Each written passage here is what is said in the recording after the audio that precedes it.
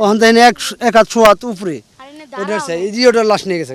এমন এক রাষ্ট্র কিংবা সমাজ কাঠামোয় আমাদের বসবাস, যেখানে কবরেও আপনি নিরাপদ নয়। এই যে কবরগুলো দেখা যাচ্ছে, এর ওপরের শুধু কাঠামোগুলোই আছে, ভেতর থেকে গায়েব হয়ে গেছে সব দেহ অবশেষ। আমার ছেলের কবরও মানুষই খুঁজছাল না, কি খুঁজছাল বলতে পারবো না। তখন আমরা ভাই বোন আমরা এইসব জায়গায় আমরাই করলাম, দেখে গেলাম। যাই হোক, আমার আব্বা এটা ঠিক আছে।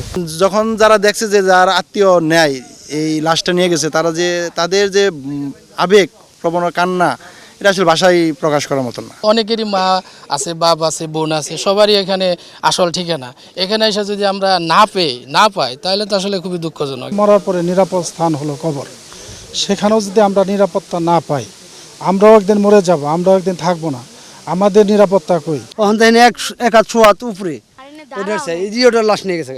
কাজ করতে আসছে, এখানে জঙ্গল পরিষ্কার করতে আসছে। ওই সময় তারা দেখতে পেল যে কবরগুলো সব খোঁড়া, এবং কোনো কবরেই, এখানে 5টা মহিলা কবর এবং 4টা পুরুষ কবর, কোনো কবরের মধ্যেই লাশ নেই।